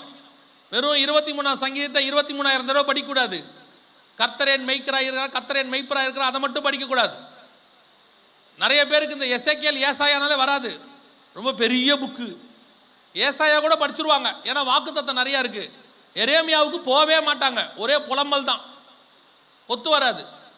பைபிளில் ஒரு 4 புக்கு அவங்க படிக்க மாட்டாங்க. ஒன்று எரேமியா, இன்னொன்று யோபு. ஏன்னா யோபு வாழ்க்கையில் நடந்த மாதிரி நம்ம வாழ்க்கையில் என்ன செஞ்சிடக்கூடாது, நடந்துடவே கூடாது. அடுத்த 2 புக்கு வெளிப்படுத்தின விசேஷம், தானியலும். ஏன்னா புரியாது, எங்கே பார்த்தாலும் மிருகமாக வரும், தூங்கினாலும் மிருகமாக வரும். இன்னைக்கு நம்ம பைபிளை இப்படித்தான் படிக்கிறோம், ஆனால் பைபிளுக்குள்ள வேற விஷயங்களை கர்த்தர் உருவாக்கி வைத்திருக்கிறார்.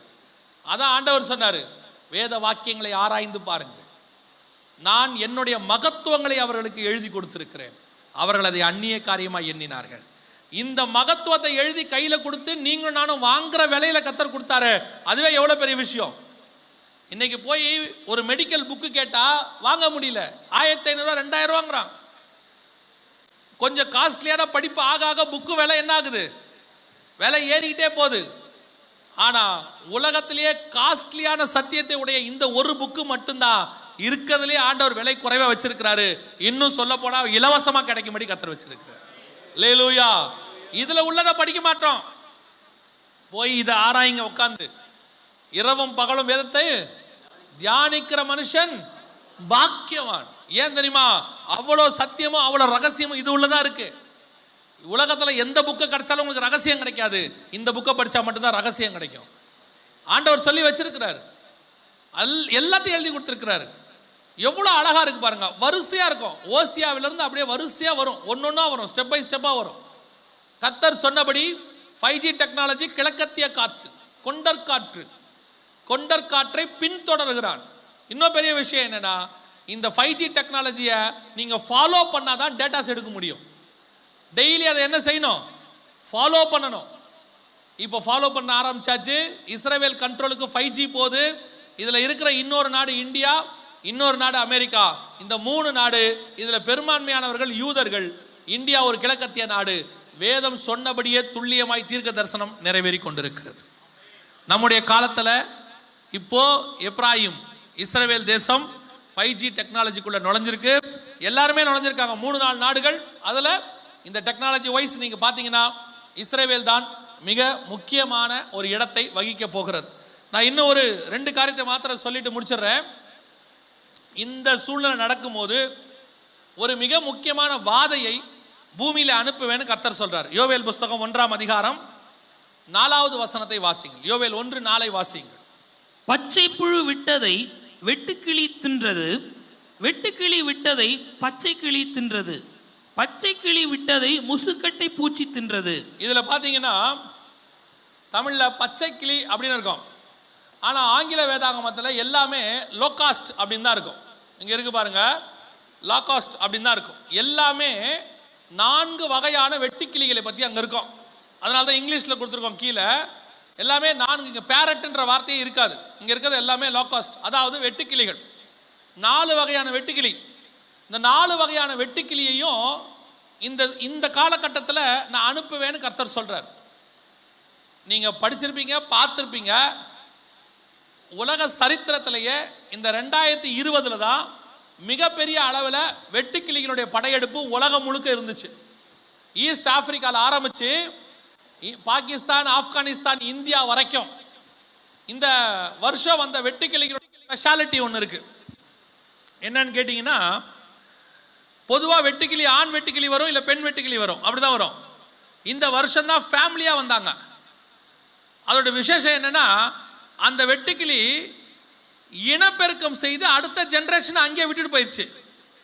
அப்படின்னா என்ன அர்த்தம், அது போகும், அடுத்த ஜெனரேஷன் இருந்து அழிக்கும். ஆண்டவர் அதை தான் சொல்றாரு, இது விட்டதை அது சாப்பிடும். அதுல இங்கிலீஷ்ல அந்த 4 வெட்டுக்கிளிக்கான ஒரு அடையாளம் என்னன்னு கேட்டீங்கன்னா, ஒன்று வேரை அழிக்கும், இன்னொன்று இலையை அழிக்கும், இன்னொன்று அதனுடைய ஸ்டெம் அதை அழிக்கும். ஒவ்வொன்றும் சாப்பிடுமா. இங்கிலீஷ்ல உள்ள வேதத்தில் எடுத்து பார்த்தீங்கன்னா, வசனத்தில் பார்த்தீங்கன்னா அப்படி இருக்கும். 4மே 4 வகையான லோகாஸ்ட், அதாவது வெட்டுக்கிளிகளுடைய 4 வகை. பச்சை கிளிலாம் கிடையாது, வெட்டுக்கிளிகளுடைய வகைன்னு இருக்கு. அதுதான் இங்கே வந்து இந்த வாட்டி. இதோடைய ஸ்பெஷாலிட்டி என்னன்னு கேட்டிங்கன்னா, அது 3 நாளோ 1 வாரமோ இங்கே இருந்தது. அந்த 1 வாரத்துக்குள்ள மட்டுமே எத்தனையோ டன் சாப்பாடை சாப்பிட்டுருச்சு. 1 மணி நேரத்திற்குள்ள எத்தனை ஆயிரம் பேர் சாப்பாடு சாப்பிட்றோம், அந்த அளவுக்கு அழிச்சிரும். வேதம் சொல்லுது, கடைசி காலத்தில் யோவேல் புஸ்தகம் 1ஆம் அதிகாரம் 4ஆம் வசனத்தில் இப்படிப்பட்டதான வாதை பூமியில் வரும்னார்.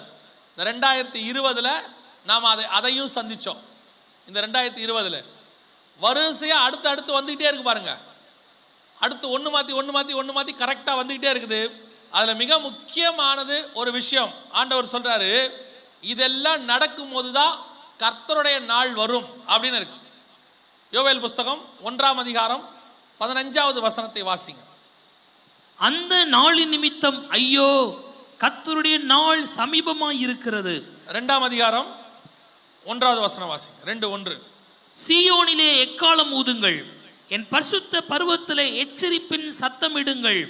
தேசத்தின் குடிகள் எல்லாம் தத்தளிக்க கடவர்கள், ஏனெனில் கர்த்தருடைய நாள் வருகிறது, அது சமீபமாய் இருக்கிறது. சமீபமாய் இருக்கு, வரல, என்னவா இருக்கு? இப்போ அந்த காலகட்டத்தில் தான் நீங்களும் நானும் இருக்கிறோம். வெற்றிகள் முடிஞ்ச அடுத்த காலகட்டத்தில் இருக்கிறோம். இதைத்தான் இப்போ நாங்கள் உங்களுக்கு சொல்லிக்கிட்டு இருக்கிறோம். கர்த்தருடைய நாள் என்னவா இருக்கிறது? சமீபமாக இருக்கிறது. இனி காலம் செல்லாது, எந்த நேரத்திலும் கர்த்தருடைய வருகை இருக்கும்.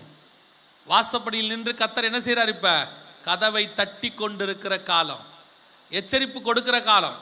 ஒரு கூட்டம் என்ன சொல்லுது, இதே மாதிரி ஏற்கனவே நடந்திருக்குது, இப்பவும் நடக்குது, ஏன் இதை நம்ம பெருசா எடுத்துக்கணும்? நல்லா கவனிங்க, எருசலேமை சேனைகள் எத்தனையோ தடவை சூழ்ந்திருக்குது. ஆனா பைபிள் சொல்லுது, அவர் வரும்போது சேனைகள் சூழ்ந்திருக்கும். சூழும் போதெல்லாம் நாம எதிர்பார்க்கிறோம் அவர் வருவார்னு. ஏன் தெரியுமா? எப்போ அவர் வருவார் நமக்கு தெரியாது. இப்போ வரமாட்டார் நீங்க நிர்விசானமா இருந்தா, ஒருவேளை அவர் வந்துவிட்டால் நாம் கைவிடப்பட்ட கூட்டத்தில் காணப்படுவோம். எச்சரிக்கையாக இருக்க வேண்டியது நம்முடைய பொறுப்பு. இப்படி சூழ்நிலைகள் வரும்போது இன்னும் நாம் ஜாக்கிரதையாய் காணப்பட வேண்டும். ஏன்னா அவர் சொன்ன அடையாளங்கள் என்ன செய்து நடந்து கொண்டே இருக்கு. நாள் சமீபமாக இருக்கிறது. இதை ஒட்டி இன்னொரு காரியத்தை ஆண்டவர் சொல்றாரு. அந்த 6வது வசனம் 2ஆம் அதிகாரம் 6ஆம் வசனத்துல இருந்து வாசிக்க வேண்டாம், 6ஆம் வசனத்துல 10ஆம் வசனம் வரைக்கும் ஒரு டெக்னாலஜியை சொல்றாரு. அந்த இடத்துல ஆண்டவர் ஒரு விசேஷித்த ஜாதி ஒன்று வரும், அது பட்டணங்கள் தூரம் போகும், அது ஜன்னல் வழியாய் நுழையும், அது நெத்தியில தாக்கும், எல்லாம் சொல்லி வச்சிருக்கார் ஆண்டவர். இங்க பாருங்க, இதுக்கு பேரு, இந்த டெக்னாலஜிக்கு பேரு அட்டானமஸ் வெப்பன் அப்படின்னு பேர். இதோட பேர் அட்டானமஸ் வெப்பன். இப்ப கண்டுபிடிச்சிருக்கிறாங்க.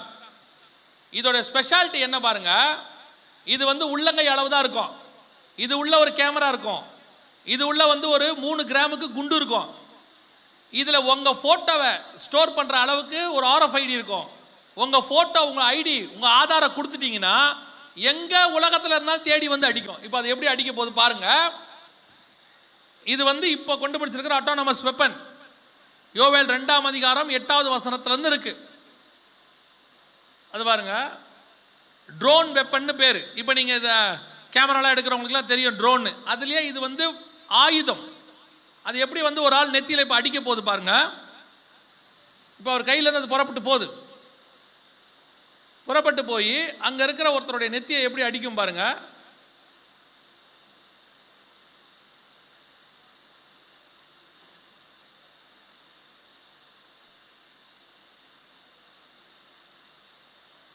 இப்ப தேடுது பாருங்க முகத்தை.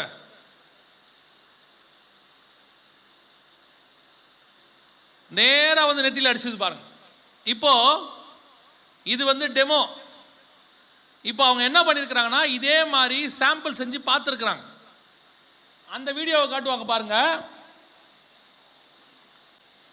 இப்போ இந்த வெப்பன் ரெடியா இருக்கு. இதை உலகத்துல கொண்டு வரக்கூடாதுன்னு சொன்னாங்க, ஆபத்துன்னு சொன்னாங்க. இது முழுக்க கண்டுபிடிச்சாச்சு. இது பட்டணங்கள் தோறும் செல்லும். அந்த வசனம் இப்போ நீங்க கையில வச்சுக்கொள்ளுங்க. அந்த வசனத்துல உள்ளது அப்படியே நடக்கும் பாருங்க. அப்படியே பலகனி வழியாய் உள்ளே நுழையுது பாருங்க. பலகனி வழியாய் உள்ளே நுழையும், பட்டணங்கள் தோறும் போகும்.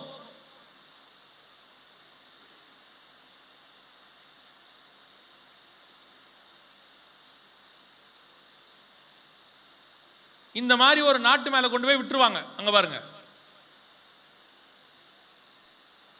அவ்வளவுதான். இதுக்கு எதிர்த்து நிற்பார் ஒருவரும் இல்லைன்னு இருக்கு. மனிதர்கள் அதை கண்டு கலங்குவார்கள் இருக்கு பின்னாடி அந்த வசனத்துல வாசிச்சீங்கன்னா.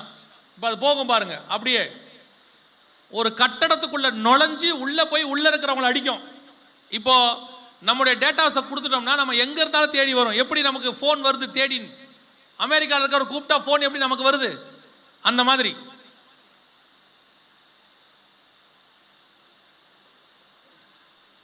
இப்போ புறப்பட்டு போகும் பாருங்க, அங்க போகுது பாருங்க.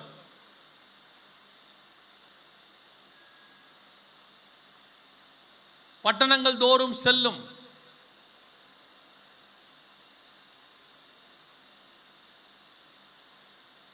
அந்த அந்த அது உள்ள எப்படி போகும் பாருங்க.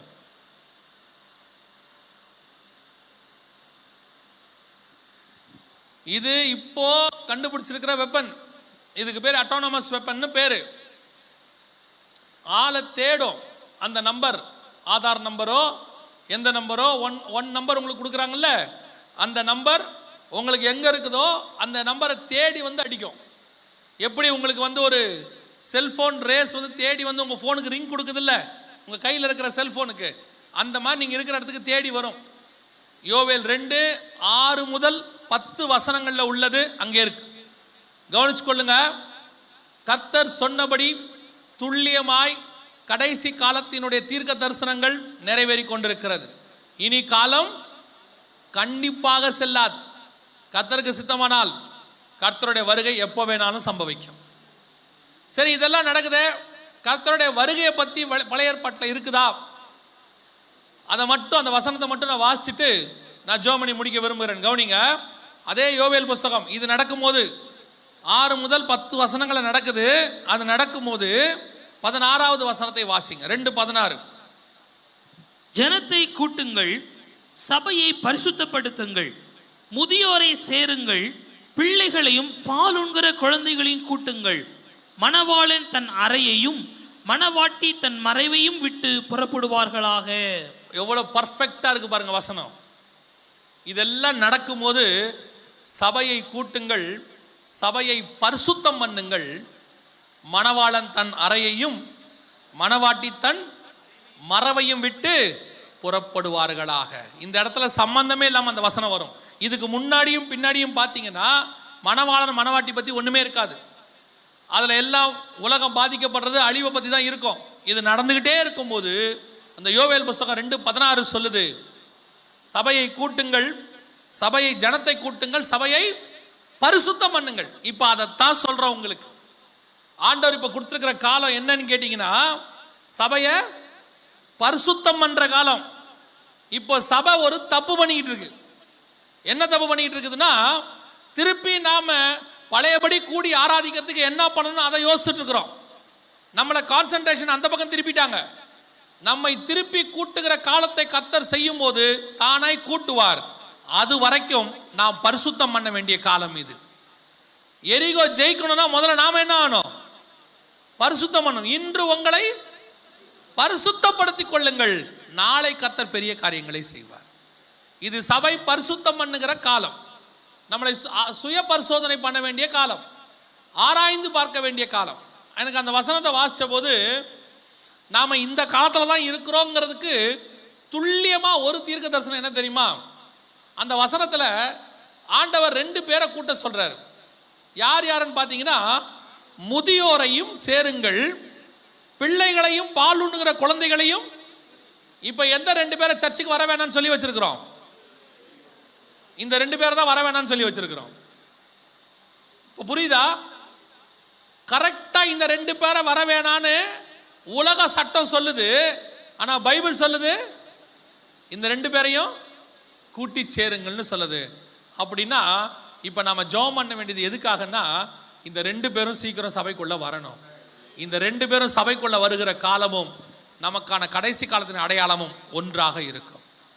மணவாளன் தன் அறையை விட்டு அப்படின்னா என்னன்னா, இயேசு கிறிஸ்து பிதாவின் வலது பாரிசத்தில் இருக்கிறார். ஒரு டிரான்ஸ்லேஷன்ல ஃபாதர்ஸ் சேம்பர்னு இருக்கு. அவர் எங்க இருக்கிறாரு? பிதா அவருக்கென்று ஏற்படுத்தின ஒரு இடத்திற்குள்ள இருக்கிறார். அந்த இடத்தை விட்டு அவர் புறப்பட போறாரு. மணவாட்டி எங்கிருந்து போறாங்க? தன் மறைவையும். எந்த மறைவு?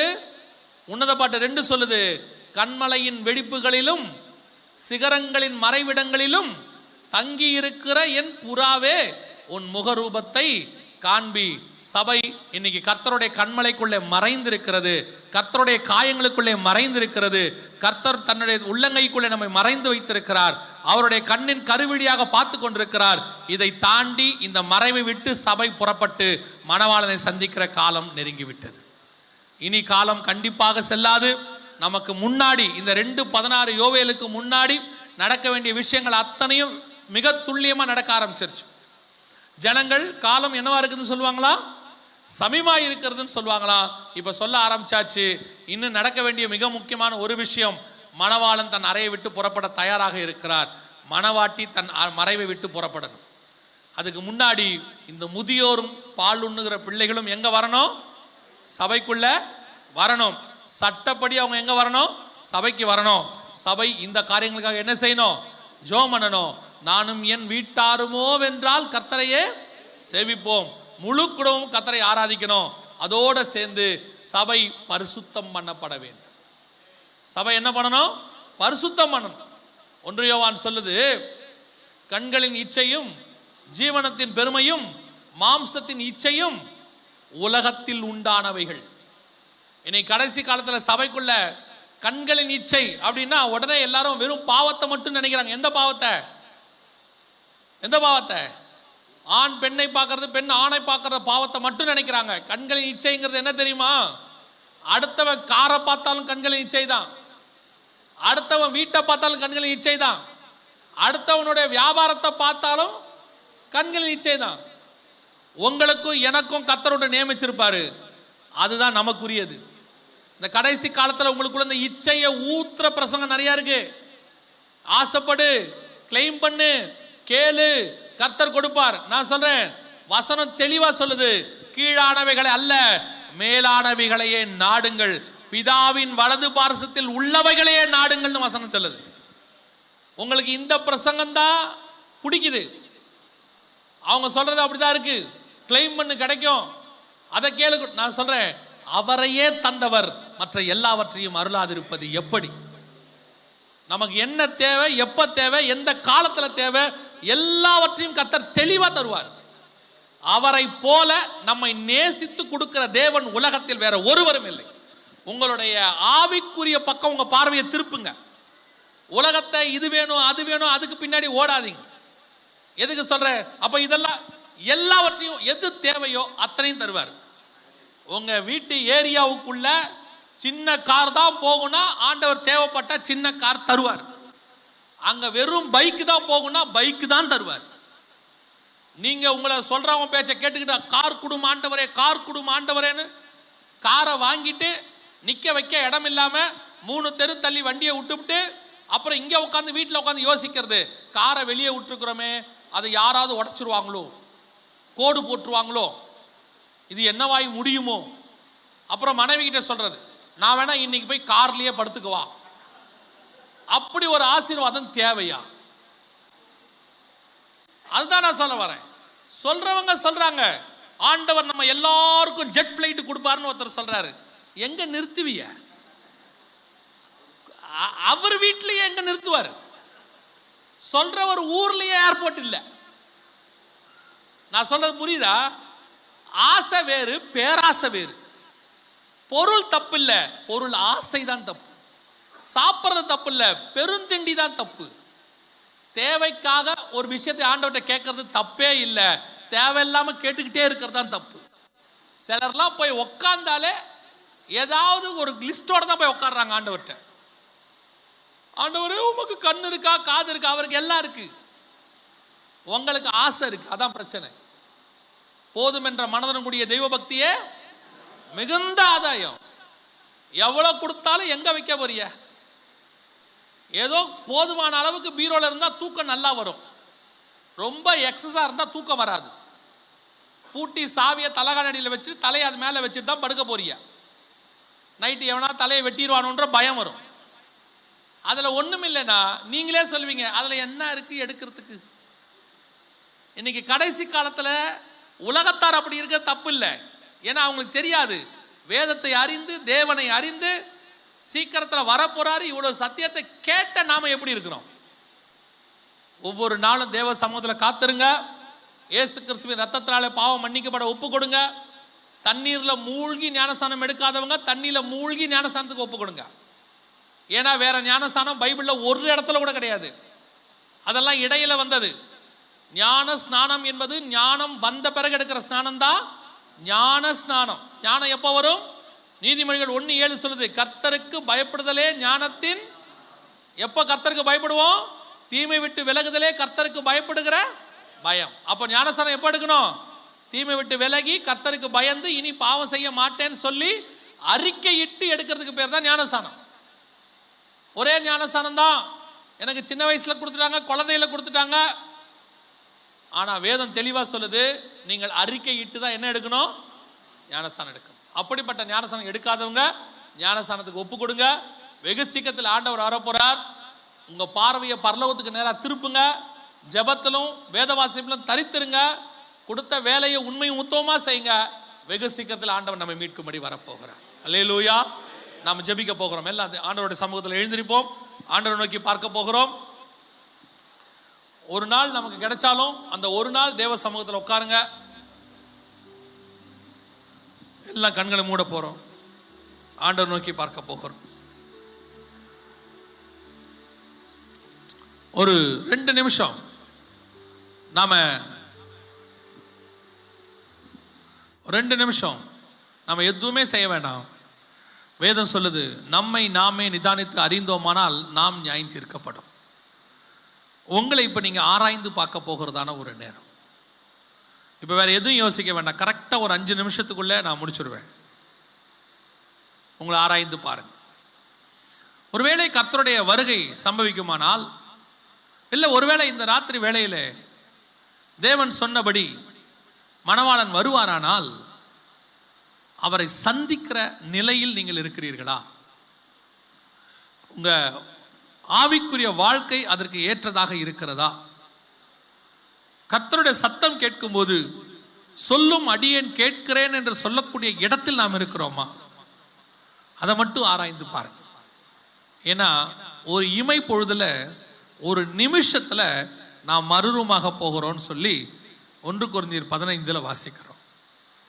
நம்ம கிடைச்சிருக்கிற டியூரேஷன் ஒரு நிமிஷம், ஒரு இமை பொழுது. அதுக்குள்ள நம்ம மறுரூபமாகும். அந்த நேரத்தில் பாவ அறிக்கை பண்ணவோ, ஒப்பு கொடுக்கவோ, கடன் அடைக்கவோ, மற்றவங்களோட போய் சமாதானமாகவோ, அடுத்தவங்களை ஏமாற்றி வாங்கி வச்சிருக்கிற பொருளை கொண்டு போய் கொடுக்கவோ, பொய்யா வழக்கு போட்டு சம்பாதிச்ச பணத்தை அதனால நீ வருகையில் போகலன்னு தெரிஞ்சு அதை கொண்டு போய் ஒப்படைக்கவோ உங்களுக்கு சந்தர்ப்பம் இருக்காது. இது ரட்சண்ய நாள். ஏன் ஆண்டவர் இந்த எச்சரிப்பை உங்களுக்கு கொடுக்கிறாருன்னா, பலிபீடத்தை செப்பனிடுறதுக்காக, நீங்க சரி பண்ண வேண்டிய பகுதியை சரி பண்றதுக்காக. அண்ணன் தம்பியை ஏமாத்தி, அக்கா தங்கச்சியை ஏமாத்தி வழக்கு போட்டு நீங்க வாங்கி உங்க பிள்ளைகளுக்கு சேர்த்து வச்ச சொத்து ஆசீர்வாதமா இருக்காது. வட்டிக்கு கொடுத்து அதுல சம்பாரிச்சு நீங்க சேர்த்த சொத்து ஆசீர்வாதமா இருக்காது. அடுத்தவரை ஏமாத்தி சம்பாதிச்ச பணம் உங்களுக்கு ஆசீர்வாதமா இருக்காது. வசனம் தெளிவா சொல்லுது, சகையு நாளத்தனையை நான் திருப்பி தருகிறேன் என்று சொல்லுகிறார். இது ரட்சண்ய நாள். ஆண்டவர்கிட்ட ஒப்பு கொடுக்கிற காலம். ஆராய்ந்து பாருங்க. இன்னைக்கு ஒப்புரவாகுங்க. யாருக்கிட்டையாவது காரணம் இல்லாமல் பகைச்சிருந்தீங்கன்னா, அவங்களுக்கு விரோதமாக செயல்பட்டு இருந்தீங்கன்னா, அவங்களுக்கு விரோதமாக பேசி இருந்தீங்கன்னா, தாய் தகப்பனுக்கு விரோதமாக பேசி இருந்தீங்கன்னா, அவங்க மனசு நோகும்படி நடந்திருந்தீங்கன்னா, இது ஒப்புரவாக காலம். பிள்ளைகள் இருதயம் நோகும்படி நீங்கள் பேசி இருந்தீங்கன்னா, எடுத்தறிஞ்சு பேசி இருந்தீங்கன்னா, இது நீங்கள் ஒப்புரவாக வேண்டிய ஒரு காலம். மனம் திரும்புங்கள், பரலோக ராஜ்யம் சமீபமாகி இருக்கிறது. இதோ வாசப்படியில் நின்று கதவை தட்டுகிறேன். ஒருவன் என் சத்தத்தை கேட்டு திறந்தால் நான் அவனோடு கூட போஜன பந்தி இருப்பேன். நான் தட்டுற இந்த சத்தத்துக்கு நீங்கள் செவி கொடுக்கலைன்னா, அதே ஆண்டவர் சொல்றாரு, என்னை நோக்கி கர்த்தாவே கர்த்தாவேன்னு கூப்பிட்டாலும் உங்களை அறியேனுங்கிற ஒரு சவுண்டு தான் வரும். ரெண்டும் நமக்கு முன்னாடி ஆண்டவர் வச்சிருக்கிறார். ஆசீர்வாதத்துக்கும் சாபத்துக்கும் பரலோகத்திற்கும் நரகத்துக்கும் நடுவில் ஒரே ஒரு கதவு தான் இருக்கு. அதோடைய கேப் ஒரு டோரோடைய டிஸ்டன்ஸ் தான். கதவுக்கு அந்த பக்கம் அவரோட இருந்தால் பரலோகம், கதவுக்கு இந்த பக்கம் அவர் இல்லாமல் இருந்தால் நரகம். சரி பண்ணிக்கொண்டா அவரோட போயிட போகிறோம். நாம் ஜெபிக்க போகிறோம். அப்படி ஜெபிக்க விரும்புகிறவங்க மட்டும் உங்கள் இருதயத்தை ஆராய்ந்து பாருங்கள் ஒரு நிமிஷம். அதே வேளையில் நான் இன்னொரு காரியத்தையும் கேட்டு ஜெபிக்க விரும்புகிறேன். நான் இன்னும் தண்ணியில் மூழ்கி ஞானஸ்நானம் எடுக்கலை, ஏதோ ஒரு காரணம், லாக்டவுனோ அல்லது ஏதோ ஒன்று தெரியலையோ, குழந்தையில் நீங்கள் எடுத்தது ஞானஸ்நானம் இல்லை, ஒரே ஞானஸ்நானம் தான், ஆனால் அது குழந்தையில் எடுக்கிறதுக்கு பேர் இல்லை. நான் இப்போ அந்த ஞானஸ்நானத்துக்கு என்னை ஒப்பு கொடுக்குறேன், நான் தண்ணியில் மூழ்கி எடுக்கணும், எனக்காக ஜெபம் பண்ணுங்க. நான் இன்னைக்கு ஒப்பு ஏன்னா நீங்கள் ஒப்பு கொடுக்கறத கர்த்தர் கனம் பண்ணுவார்.